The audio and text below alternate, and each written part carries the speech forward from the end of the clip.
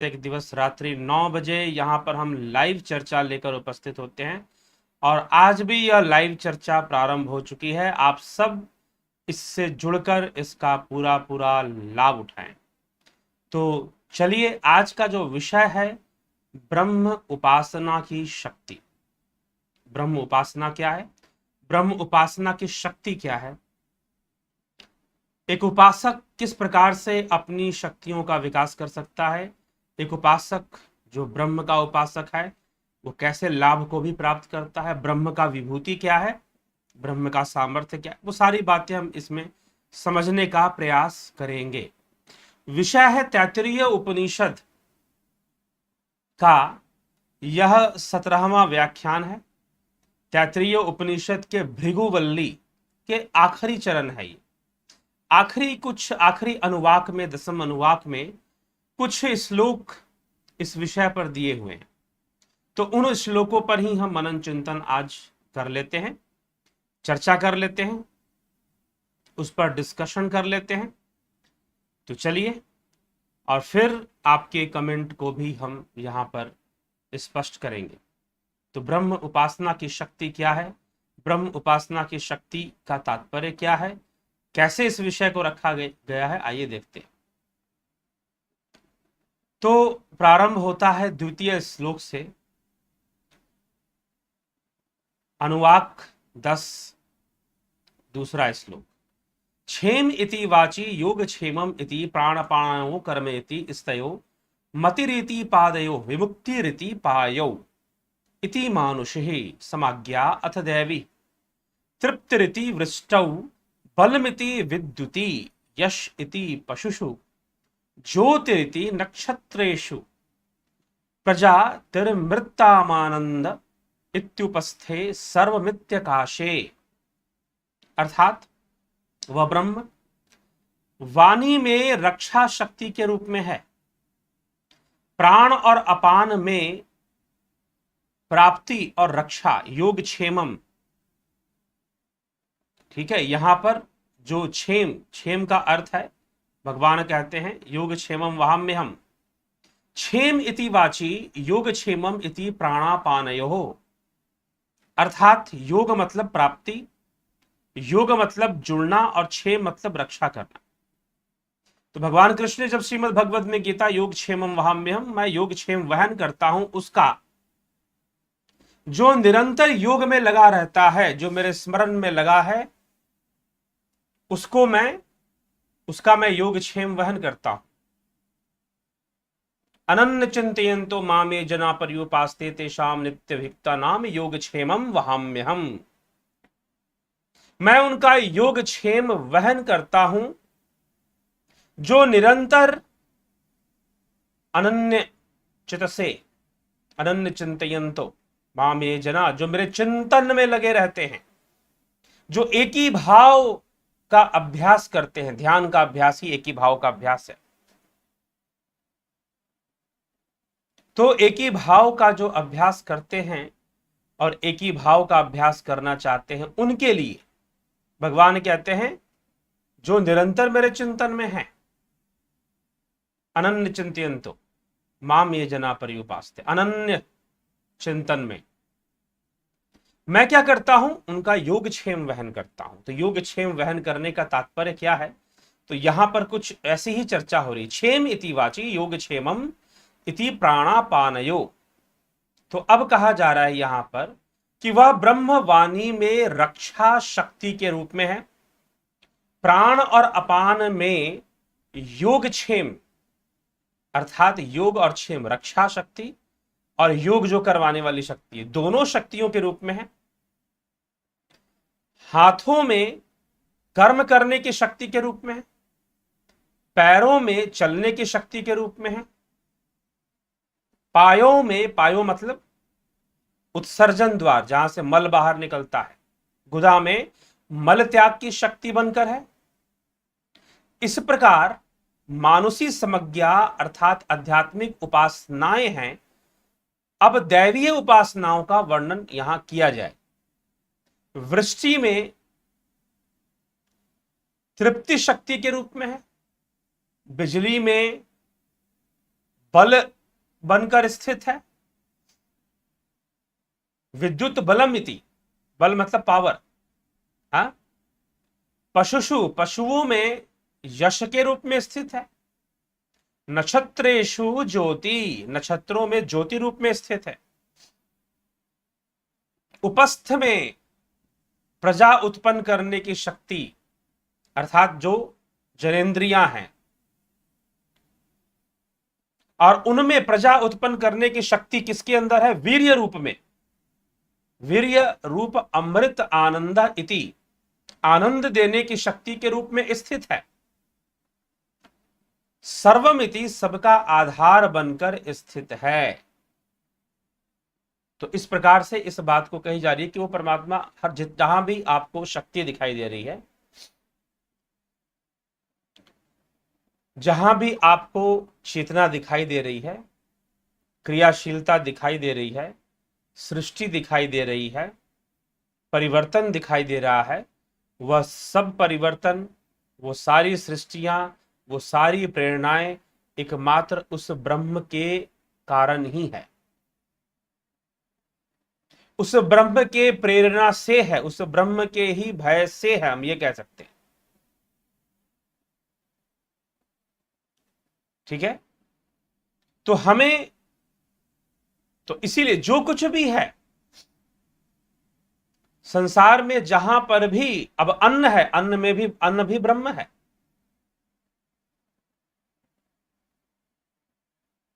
तो प्रत्येक प्रकार की क्रिया, सृष्टि, प्रलय, परिवर्तन कैसे आते हैं? सृष्टि और प्रलय से ही आते हैं। तो प्रत्येक प्रकार की सृष्टि और प्रलय जो भी हो रहे हैं, उसके पीछे तो ब्रह्म ही है।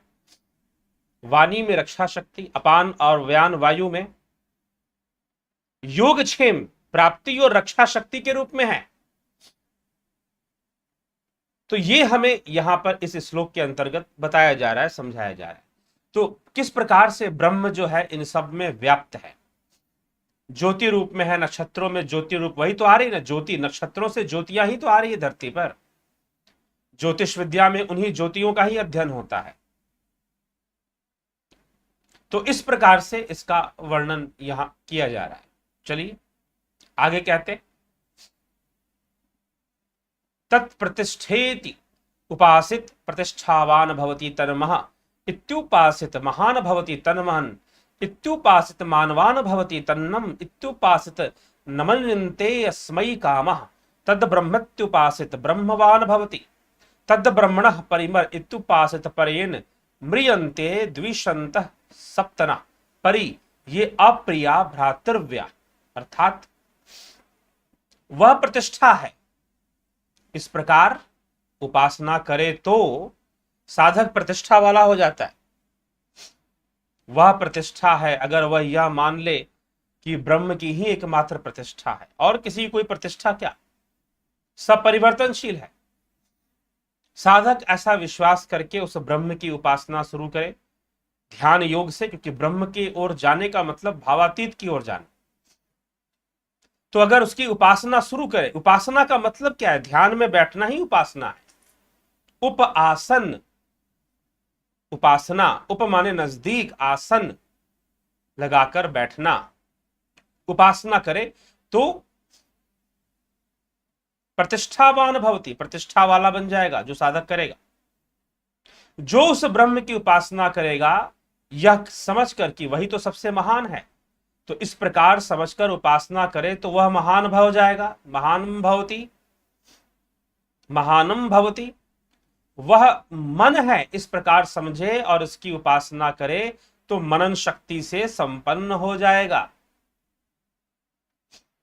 ठीक, वह नम है, नमस्कार के योग्य है, इस प्रकार से समझकर उपासना करे तो ऐसे उपासक के लिए समस्त काम भोग पदार्थ विनीत हो जाएंगे, अर्थात उसे सहज ही प्राप्त हो जाएंगे सारे काम भोग पदार्थ जो हैं। ठीक, कौन? जो इस प्रकार से नमन करेगा, ब्रह्म को उपासना करेगा, वह उपास्य देव ब्रह्म ही है। इस प्रकार समझकर उनकी उपासना करे तो ब्रह्म से युक्त हो जाएगा। यह समझ ले कि ब्रह्म ही सबसे बड़ा देव है। और मात्र ध्यान योग उपासना से ही प्राप्त हो सकता है, ध्यान योग से ही प्राप्त हो सकता है। अगर ऐसा विश्वास पैदा कर कर वह ध्यान योग के मार्ग पर चले,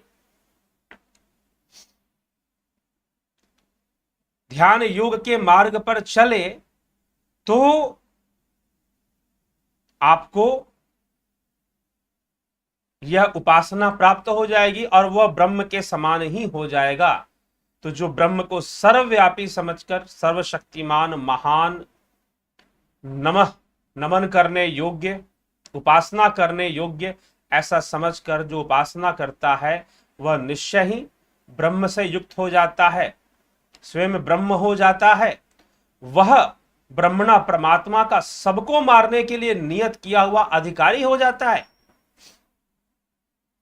वह सबको मारने के लिए नियत किया हुआ अधिकारी हो जाता है। यह प्रकृति ऐसे योगियों के माध्यम से, ऐसे अवतारियों के माध्यम से ही अपना कार्य करती है। और ऐसा समझकर कि वह ब्रह्म ही सबको मारने वाला है, उसकी उपासना करे। अगर कोई साधक यह उपासना समझकर करे कि ब्रह्म ही परम अधिकारी है, ब्रह्म ही सबसे बड़ा अधिकारी है, जो सबको मारने वाला है और सबको जन्म देने वाला है, अगर ऐसा समझकर वह उपासना करे कि सबको मारने वाला अधिकारी ब्रह्म ही है, तो उसके सारे शत्रुओं का नाश हो जाता है। लिखा जा रहा है कि उसके सारे शत्रुओं का नाश हो जाता है, उसके सारे शत्रु मर जाते हैं और सब प्रकार से अनिष्ट चाहने वाले अप्रिय बंधु जन भी नष्ट हो जाते हैं। म्रियंते, मृत्यु हो जाती है उनकी। इस प्रकार से यहां समझाते हुए लिखा गया। ठीक, तो इस प्रकार से यहां पर यह बात बताई गई है उपासना के विषय में। उपासना का महत्व क्या है, उपासना की शक्ति क्या है। तो जो लोग उपासना करते हैं, फिर से इसको रिपीट कर कर समझे, इस विश्वास के साथ उपासना करते हैं कि वह ब्रह्म प्रतिष्ठा वाला है, तो साधक की प्रतिष्ठा भी स्थापित हो जाती है।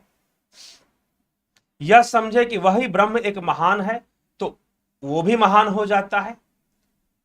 यह मन है, तो मननशील शक्तियां उसको प्राप्त हो जाती हैं। उसको नमन करे तो वह भी श्रेष्ठ उपासक बन जाता है, समस्त भोगों को प्राप्त कर लेता है।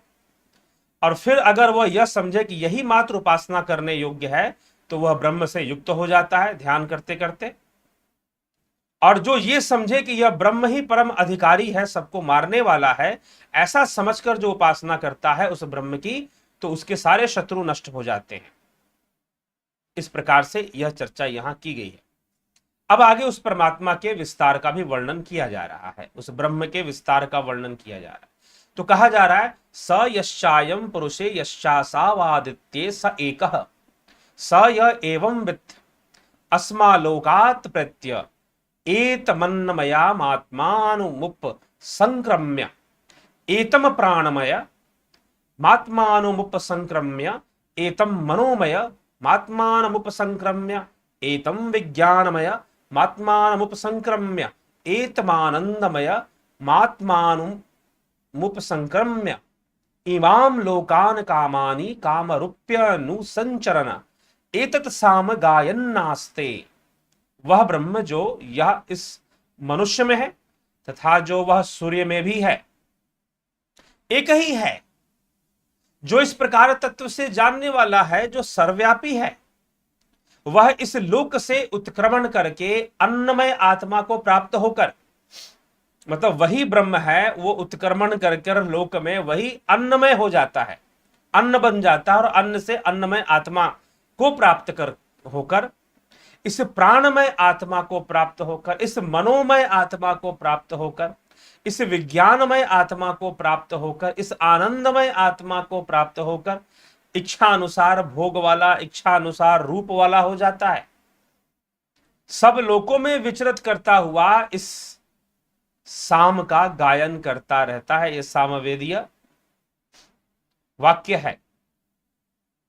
हा वू अहम मन महम मन महम मनम अहम मन्नादो, अहम मन्नादो, अहम मन्नादः, अहम श्लोक कृदहम, श्लोक कृदहम, श्लोक कृत, अहम अस्मि प्रथम मजारितास्य, पूर्व देवेभ्यो अमृतस्य नाभाई, यो मा ददाति स इदवेव मा वाह, अहम मन्न मन्न मदंत माधि, अहम विश्वम भुवनम अभ्यम भवाम। एक संगीत के रूप में लिखा हुआ है, इसलिए यहां पर इस प्रकार से उच्चारण करना पड़ा। वास्तव में श्लोक गाने के लिए, क्योंकि सामवेद के सारे श्लोक गाए जाते हैं। सुवर्ण ज्योति यह एवं वेद इतस्योपनिषत्। सुवर्ण ज्योति अर्थात क्या कहा गया? आश्चर्य है, आश्चर्य है, यह गीत है। हा वू इसका मतलब है आश्चर्य है, आश्चर्य है। हावो मतलब आश्चर्य। हावो आश्चर्य, आश्चर्य, आश्चर्य। मैं अन्न हूं, मैं अन्न हूं, मैं अन्न हूं, मैं ही अन्न का भोक्ता हूं, मैं ही अन्न का भोक्ता हूं। यह ब्रह्म गीत है। तैत्तिरीय उपनिषद के अंत में यह संस्कृत भाषा में एक गीत लिखा हुआ है। समझ लीजिए यह क्या है? यह ब्रह्म गीत है। इस गीत का नाम है ब्रह्म गीत, सामवेदीय गीत। तो क्या कहते हैं? हावू हावू हावू हावू हावू, अहम मन्नम अहम मन्नम अहम मन्नम, अहम मन्नादो अहम मन्नादो अहम मन्नादः, अहम श्लोक कृदहम श्लोक कृदहम श्लोक कृत, अहम अस्मि प्रथमजारितास्य, पूर्व देवेभ्यो अमृतस्य ना भाई, यो मा ददाति स इदेव मा वाह, अहम मन्नम अहम मन्नदम अहम मन्नद अंतमा धी, अहम विश्व भुवनमभ्य भवाम, स्वर्ण ज्योति य एवं वेद इत्युपनिषद। अर्थात आश्चर्य है, हावू हावू हावू, आश्चर्य है, आश्चर्य है, आश्चर्य है। मैं अन्न हूं, मैं अन्न हूं, मैं अन्न हूं, मैं ही अन्न का भोक्ता हूं, मैं ही अन्न का भोक्ता हूं, मैं ही अन्न का भोक्ता हूं। 3 बार लिखा। मैं इनका संयोग करने वाला हूं, मैं इनका संयोग करने वाला हूं, मैं इनका संयोग करने वाला हूं। मैं सत्य का अर्थात प्रत्यक्ष दिखने वाले जगत की अपेक्षा से सब में प्रधान होकर उत्पन्न होने वाला हूं। मैं सब में प्रधान होकर उत्पन्न होने वाला, सब में प्रधान होकर उत्पन्न होने वाला हिरण्यगर्भ में। सत्य का अर्थात इस संपूर्ण जगत में जो दिव्य दिखाई दे रहा है, इसमें मैं ही उत्पन्न हो रहा हूं। कौन उत्पन्न हो रहा है? ब्रह्म उत्पन्न हो रहा है, आत्मा उत्पन्न हो रहा है। उसकी सत्ता है ना, तो वही उत्पन्न हो रहा है। तो अहम अन्नम, मैं ही अन्न हूं, मैं ही अन्न का भोक्ता भी वही ब्रह्म है।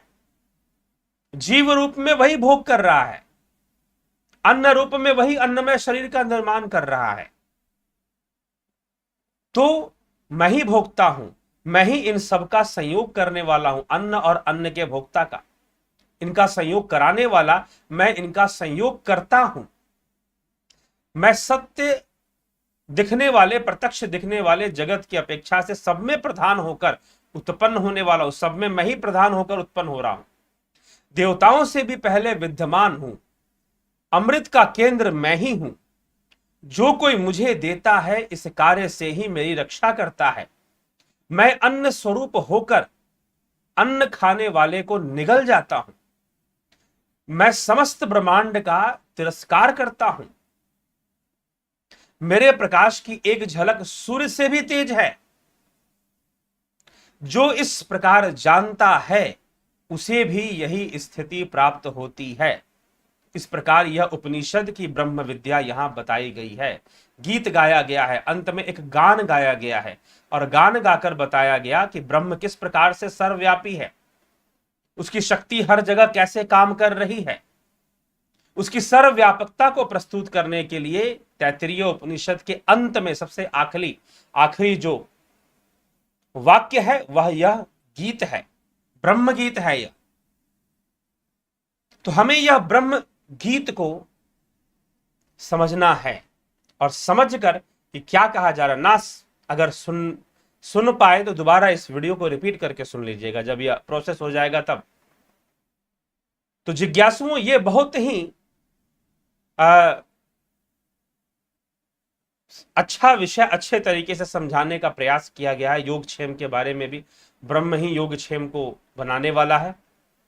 और सब कुछ, यह अन्न भी ब्रह्म है, प्राण भी ब्रह्म है, मन भी ब्रह्म है, विज्ञान भी ब्रह्म है। लेकिन जब तुम अपने इंद्रियों और बुद्धि से जानते हो तब तो ब्रह्म नहीं, क्योंकि बुद्धि कल्पित है, बुद्धि कल्पित विषयों को जानती है, इसलिए इंद्रियों से सतरंगी दुनिया दिखती है, ब्रह्म नहीं दिखता आंखों से। ठीक है, तो यह इनकी सीमा है। लेकिन ब्रह्म तो इंद्रियातीत होकर, अंतर्मुखी होकर हम उसे जान सकते हैं, हम उससे जुड़ सकते हैं। भावातीत अवस्था, शब्दातीत अवस्था, वहां तक हम पहुंच सकते हैं, योग समाधि के द्वारा पहुंच सकते हैं। तो जिज्ञासुओं, हमें खुद विचार करते हुए इस विषय पर आगे बढ़ना चाहिए, चलना चाहिए और ध्यान योग करना चाहिए। ध्यान योग की ऑनलाइन कोर्स 20 जुलाई से शुरू हो रही है। कृपया आप सभी, इससे लोगों ने जुड़ना भी शुरू कर दिया, मैं आपको बता दूं, लोगों ने जुड़ना भी शुरू कर दिया है, इसीलिए आप भी विलंब ना करें, जुड़े और इसका पूरा पूरा लाभ उठाएं। ठीक है, तो चलिए हम इसी के साथ अपने इस विचारों को, आज के इस लाइव चर्चा के कार्यक्रम को यहां विश्राम देंगे। तैत्तिरीय उपनिषद यहां समाप्त हो रहा है।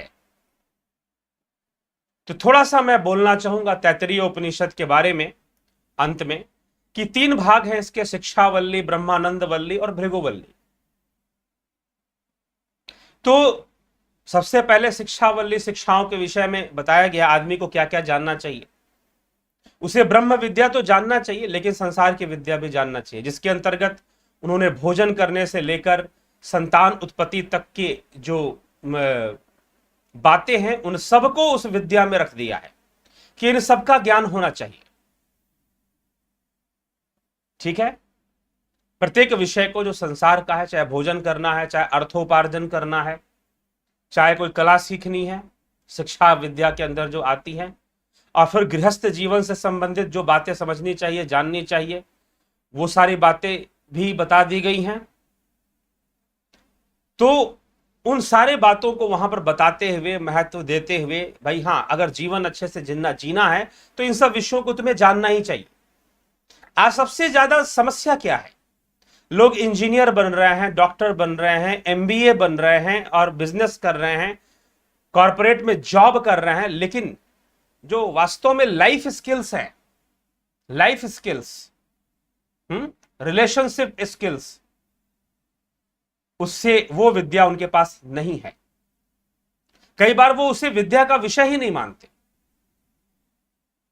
लेकिन अगर वो सब जाने व्यक्ति लाइफ स्किल्स को जाने, तो निश्चय ही वो अपने जीवन को बहुत बेहतर बना पाएगा और दूसरों के जीवन के बेहतरी के लिए भी कार्य कर पाएगा। फिर तो लाइफ स्किल्स को जानना भी जरूरी है।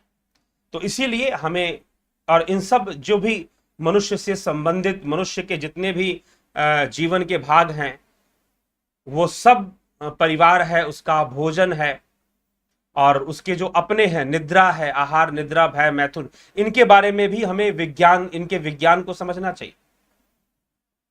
भय की वृत्ति कैसे काम करती है, निद्रा वृत्ति कैसे काम करती है, मैथुन वृत्ति कैसे काम करती है, आहार वृत्ति, तो इनके प्रति भी हमें शिक्षा ग्रहण करनी चाहिए। तो शिक्षावल्ली के अंदर शिक्षा के महत्व को बताया हुआ है कि एक अच्छा जीवन जीने के लिए पारिवारिक रूप से, सामाजिक रूप से हमें इन सब विषयों को अच्छे से समझना चाहिए, चाहे वो भोजन का विषय हो, स्त्री पुरुष संबंध का विषय हो, चाहे वो निद्रा का विषय, और साथ ही साथ जो शिक्षाएं समाज में जीने के लिए आवश्यक हैं वो सब जानना चाहिए, विज्ञान को जानना चाहिए। तो उसमें बताया, शिक्षावल्ली में ये सब बातें बताई गई हैं। फिर बाद में ब्रह्म विद्या की बात की है कि अंततः तुम्हें दुखों से मुक्ति और पुनरपि जननम पुनरपि मरणम के जो दुख है, उनसे जो मुक्ति है, वो ब्रह्म विद्या से ही मिलने वाली है, आध्यात्मिक ज्ञान से मिलने वाली। चलिए, अब ब्रह्मानंद वल्ली में ब्रह्मानंद के विषय को समझाया गया। दुनिया का मतलब कि सबसे बड़ा आनंद कौन सा है जीव का, तो ब्रह्मानंद को सबसे बड़ा आनंद बताया गया। वह देवताओं के आनंद से ऊपर, पितरों के आनंद से ऊपर। कल हमने 2 दिन पहले हमने इस विषय पर चर्चा सुन ली है। ठीक है, तो सबसे बड़ा ब्रह्म का आध्यात्मिक आनंद, आत्मा का आनंद, आत्मा की अनुभूति का आनंद सबसे बड़ा आनंद माना गया। चलो, लेकिन फिर भी अब बहुत अच्छे से समझ में ना आया हो, पंचकोशों की भी चर्चा कर दी गई है, प्राणमय, मनोमय, इन सब की चर्चा, लेकिन फिर से और स्पष्टीकरण देते हुए भृगुवल्ली में इन पंचकोशों का वर्णन और अच्छे से किया गया है, और फिर ब्रह्म के स्वरूप का वर्णन, ब्रह्म के फैलाव, सर्वव्यापकता का वर्णन आखिरी आज के श्लोकों में हमने इसको सुना। तो ये तैत्तिरीय उपनिषद है पूरा। ठीक है, तो अपने आप में बहुत विशेष है, खास करके पंचकोशों की चर्चा, अन्नमय, प्राणमय, मनोमय, विज्ञानमय, आनंदमय, इनकी चर्चा विशेष रूप से तैत्तिरीय उपनिषद में बृहत रूप में समझाया गया है इनके विषय में, जो कि आपने सुना अब तक। ठीक है, इसकी प्लेलिस्ट आपको मिल जाएगी, और इस आज नहीं तो कल चेक करेंगे तो जरूर मिल जाएगी। तो निश्चय ही लाभदायी है, जीवन जीने में यह उपनिषद सबसे महत्व रखता है। अब जाकर हम शुरू करेंगे नवा उपनिषद, श्वेतास्त्र उपनिषद, तो उस पर चर्चा प्रारंभ होगी। कल नहीं हुई तो आगे जरूर कुछ दिनों में शुरू हो जाएगी। ठीक है जी, चलिए अब हम चलते हैं आपके टिप्पणियों पर, आपके कमेंट्स क्या कहते हैं उसको देख लेते हैं।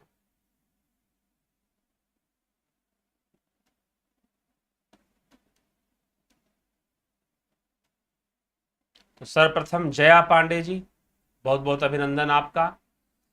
अजीत भाई पटेल जी, सत्यमेव जयते, सादर नमन सर जी। पंच प्रकार की मुक्ति में सलोकी, सारूप्य, समीप्य, शास्त्री और सायुज्य क्या और कैसे होती है, कृपया जानकारी दे। देखिए, अभी जो विषय चल रहा है उपनिषदों का चल रहा है, उस उपनिषद विषय में जब ये विषय आएगा तो उस पर चर्चा जरूर हो जाएगी। ठीक है, नहीं तो कोई अन्य वीडियो में इसके ऊपर हम चर्चा करेंगे।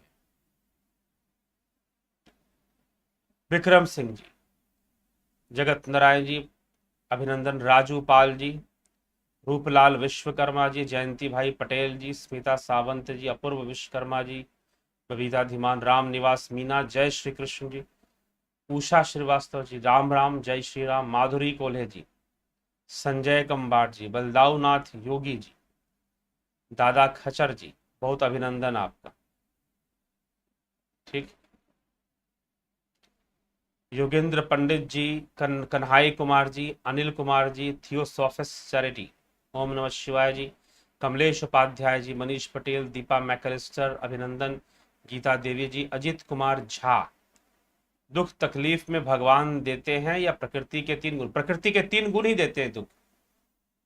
दुख का कारण, सांसारिक दुख सुख का कारण प्रकृति के 3 गुण ही हैं। जो परमात्मा है, भगवान को बीच में मत लाइए, जो परमात्मा जो ब्रह्म है वह इसके परे है, सुख दुख के परे है। जोंती दत्ता जी,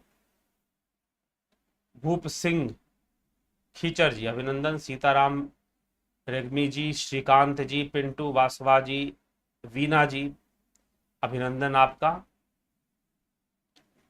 सनातन यूथ, आपने एक वीडियो में कहा था कि द्रौपदी की अपनी शक्ति थी तो कृष्ण आए थे, तो आपके कहने का मतलब है कि राम और कृष्ण कभी पैदा ही नहीं हुए? जी नहीं, यह मतलब नहीं है, यह मतलब नहीं है कि वो पैदा नहीं हुए और वो काल्पनिक थे, वो बिल्कुल पैदा हुए और वो हुए थे। लेकिन यहां पर भक्ति की शक्ति को बताया गया है कि जो कृपा है ये स्वयं, ऐसी बात नहीं कि मैंने कहा, स्वयं श्रीमद् भागवत महापुराण में लिखा गया है। भगवान स्वयं कहते हैं कि मैं भक्तों के पराधीन हूं। ठीक है, तो ये प्रश्न है ना कि भाई द्रौपदी की लाज बची कि क्या सबकी लाज बची? कि जब वो बिल्कुल विवश हो गई तो क्या उन्होंने भगवान को याद ही नहीं किया था? तो बोलना बड़ा आसान काम है। जब आप ये कहते हो कि द्रौपदी ने याद किया और भगवान दौड़े चले आए, तो मतलब जिनकी लाज नहीं बची उन्होंने भगवान के प्रति समर्पण उस समय नहीं किया था। आपको यह मानना पड़ेगा ना फिर। तो समस्या क्या है कि जब तक हमारे ऊपर ना घटे तब तक हम बातों को नहीं समझते। समस्या यहां आ जाती है।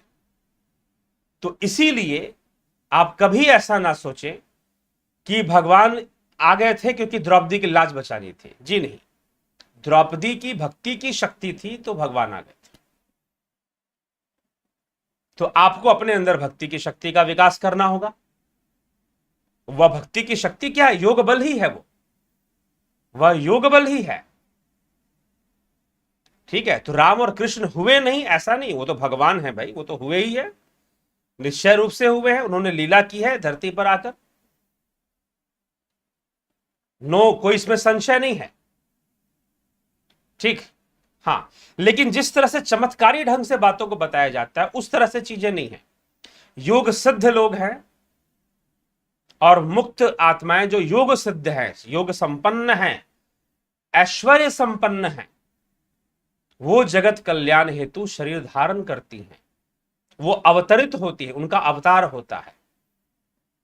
वो बंधन में नहीं है। मुक्त होने के कारण जब वो आती हैं तो संपदा लेकर आती हैं, ऐश्वर्य लेकर आती हैं, और वही राम है, वही कृष्ण है। तो इसीलिए इसका मतलब आपने अपना मतलब निकाला उसमें से, ये चीज कह सकते हैं। जबकि उस पूरे व्याख्यान में एक लाइन भी इस विषय पर चर्चा नहीं है जो आपने लिखा है। ठीक है, तो स्वामी जी, मैं ध्यान के लिए धारणा में रहती हूं तब नींद की तरह झटके आते, क्या कुछ त्रुटि तो नहीं? या यह ध्यानावस्था में होता है? जी नहीं, ध्यानावस्था में नहीं होता, यह ध्यानावस्था में बाधा है। लेकिन यह इस बात का भी प्रमाण है कि आप ध्यान करती हैं और आप ध्यान काफी दिनों से कर रही हैं, तभी ऐसा होता है। ठीक है ना, काफी दिनों से ध्यान का अभ्यास आप कर रही हैं तभी ऐसा होता है। और यह हाँ, ये जरूर है कि ध्यान हो रहा है, लेकिन यह बाधा में ही आएगा। ठीक है, ये ध्यान नहीं है। नींद के झटके आना, इसको ध्यान नहीं कहेंगे, क्योंकि निद्रा एक वृत्ति है। ध्यान में तो एक वृत्ति हो जाएगी, और निद्रा एक nothingness, thought of nothingness. Patanjali योग सूत्र में निद्रा को अलग बताया गया है। ठीक है, तो यह एक बाधा है। मन का एक रिएक्शन है। जब हम ध्यान करते हैं तो मन को बांध देते हैं, बांधने का प्रयास करते हैं। जो अर्जुन ने कहा ना, वायु रिव सुदुष्करम, ठीक है ना, कि वायु के समान है इसको बांधना। चंचलम ही मना कृष्ण प्रमाथि बलवर्धनम तस्याहम निग्रह मन्ने वायु रिव सुदुष्करम। किसको बांधना? वायु के समान है। तो इसीलिए जब हम वो माइंड एक रिएक्शन, कई लोग कहते हैं कि जैसे हम ध्यान करने बैठते चारों तरफ से विचारों का बाढ़ आ जाता है। जो बातें आज तक कभी सोची नहीं वो बातें भी सोचने में आ जाती है। ऐसी ऐसे विचार, ऐसे ऐसी सोच पैदा होनी शुरू हो जाती है, क्या बताएं। ठीक है, तो मन, माइंड का एक रिएक्शन है। तो जब माइंड रिएक्शन देते देते देखता है कि भाई विचारों से भी बात नहीं बनी, इधर से भी बात नहीं बनी, उधर से, तो वो निद्रा के रूप में रिएक्शन देता है। निद्रा भी उसका एक हथियार है। ठीक है, तो वो निद्रा के रूप में रिएक्शन देता है मन। देव राठौर जी, जय श्री कृष्ण जी। सरोज कृष्णानी, हरिओम जी। कुलदीप सिंह जी, राम राम, प्रणाम गुरु जी। शब्द बाई श्री गुरु तेग बहादुर जी, जी मैया ममता तजी, सबते भैया उदास, कहु नानक सुन रे मना, ती घटी ब्रह्म निवास। ठीक है, बिल्कुल सही बात है। लेकिन जबरदस्ती नहीं, ये अवस्था जबरदस्ती प्राप्त नहीं हो सकती है। जबरदस्ती की ममता मत खत्म करो, जबरदस्ती की माया खत्म मत करो। मैं पहले ही बोल रहा हूं ना, मैं खत्म करवाता हूं। जबरदस्ती की माया, ममता, जबरदस्ती का ब्रह्मचर्य मत करो। ध्यान योग करो, बाकी अपने आप होगा जो होना है। अपने आप ही ममता, माया अपने आप ही धीरे धीरे ज्ञान के खड़क से खत्म होनी शुरू हो जाएंगी। ध्यान योग की जो नुकीली बाण है उससे सब नष्ट होने शुरू हो जाएंगे, और ब्रह्मानंद, आनंद का झरना फूटेगा। जबरदस्ती की ममता मत खत्म करो, जबरदस्ती की माया मत खत्म करो। ठीक है, चलिए, जबरदस्ती के चक्कर में जिस जाल से निकलना चाहते हो उस जाल में और अधिक उलझ जाते हो। जिस जाल से निकलना चाहते हो उसी जाल में और अधिक उलझ जाते हो, जबरदस्ती के चक्कर में, जल्दबाजी के चक्कर में। ठीक। पिंटू वासवा जी, गुरु जी क्या विचारों से सब कुछ होता है? विचारों से क्या होता है? विचार, हाँ ठीक है, सांसारिक जगत में विचार हैं, विचार के रूप में ही सारी चीजें रहती है हमारे स्मृति में, तो विचार हैं, सब कुछ उन्हीं से होता है, ऐसा कहना सम ठीक नहीं होगा। हाँ, लेकिन सब कुछ होने में उनकी भागीदारी जरूर होती है। सब कुछ विचारों से ही होता है ऐसा तो नहीं है, लेकिन विचारों की भागीदारी जरूर होती है, उनकी भागीदारी के बिना भी कुछ नहीं होता, यह भी बात सही है।